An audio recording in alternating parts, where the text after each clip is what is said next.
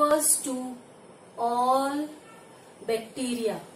It's a kingdom of bacteria, whether the Archaebacteria or the Eubacteria.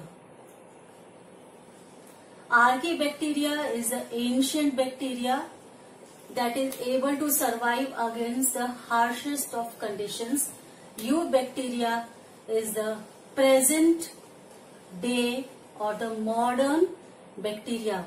So bacteria that we refer to these days is the Eubacteria.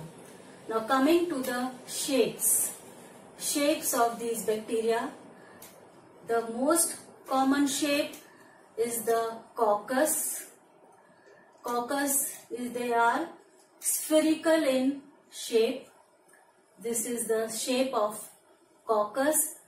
And another one is the spiruli.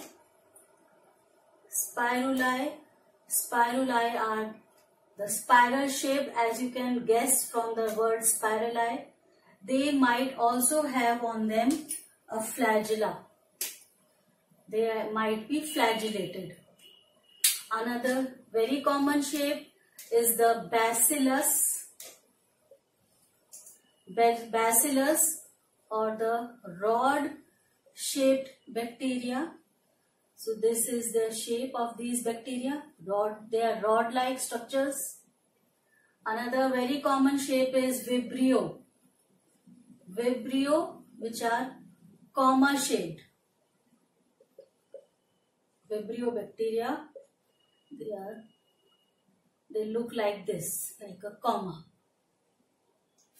The coccus, they can be organized as Diplococcus in groups of 2, Streptococcus as a chain, the coccus held together in a chain. They might also be Staphylococcus. Staphylococcus is a cluster, a grape like a grape. This is Staphylococcus. Same way, the rod-shaped bacteria, the bacillus, they can also be organized. The Diplobacillus, the Streptobacillus, the Staphylobacillus.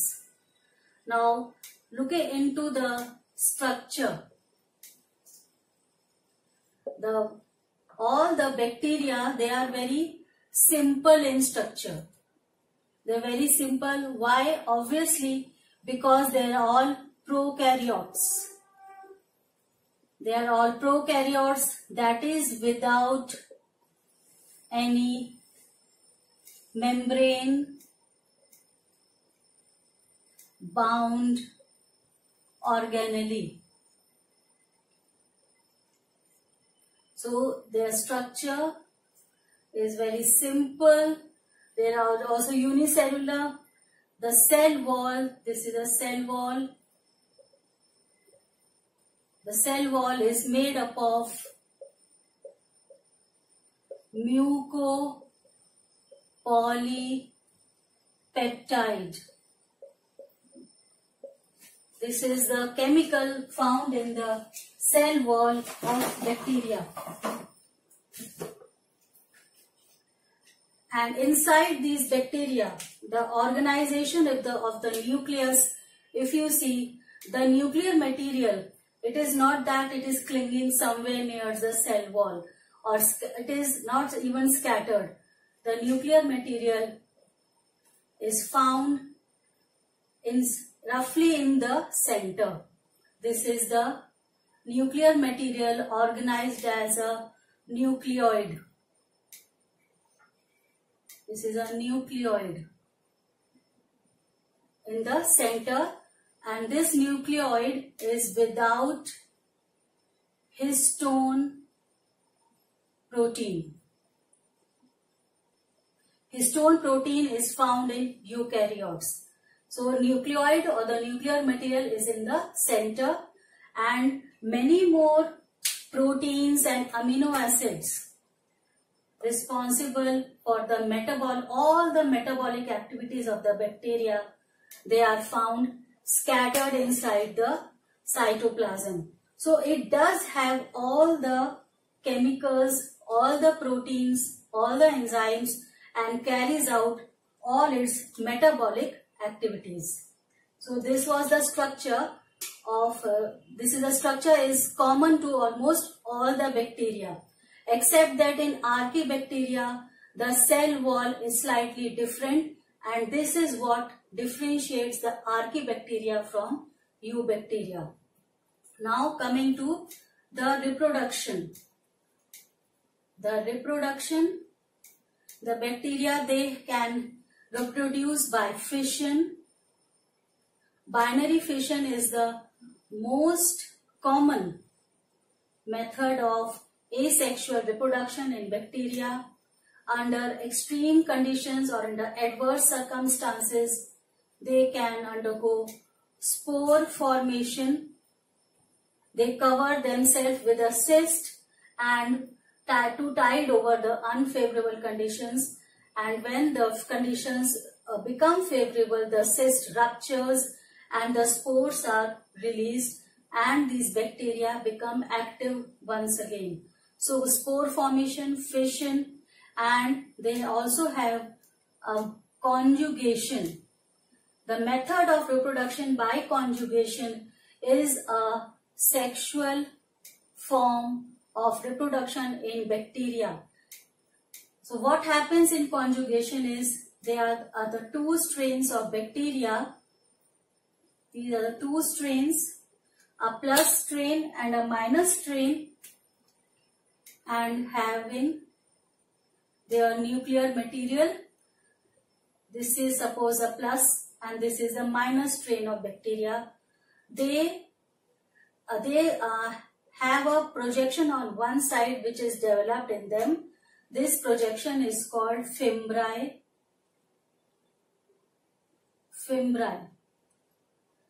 So this fimbriae that grows from the side of the cell wall, it ultimately joins the fimbriae, or these projections they join and to form a bridge-like structure. And through this bridge, then what happens is all the genetic material, it gets transferred from one strain to the other strain of bacteria. The transfer of genetic material takes place through this bridge, which is known as the conjugation tube. This is the conjugation tube, and genetic material is transferred, and after the transfer of genetic material, this dissolves. The conjugation tube dissolves and a new bacteria is formed, and it contains the recombined DNA or the recombined nucleosome from both the bacteria, the plus and the minus. So this recombined bacteria is formed. So this is the most common form of conjugation or the form of sexual reproduction that happens in bacteria. Fission and spore formation are the asexual forms of reproduction. Now we come to the details of Archaebacteria and Eubacteria. Now this Archaebacteria, as I told you, this is the ancient bacteria. Ancient bacteria because it was the bacteria that first came into existence. So at the time of origin of earth, the condition of earth were very severe. So these bacteria, they are found in, or they are able to tide under extreme heat and cold, extreme salinity, and they are also found in marshy areas. The bacteria resistant to extreme heat. These bacteria, they are known as the name of these bacteria is thermoacidophiles. These example of a thermoacidophile is Thermus aquaticus.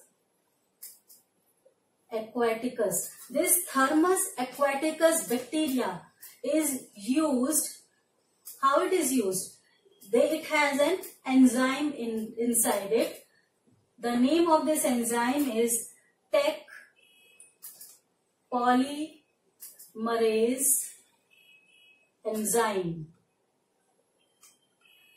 This Tec polymerase enzyme, it is able to amplify the DNA. It is able to make several copies of the DNA, and this ability of Tec polymerase enzyme is utilized in, how it is utilized? In the PCR, which you will study in class 12. PCR, or the polymerase chain reactions. This you will be studying in class 12.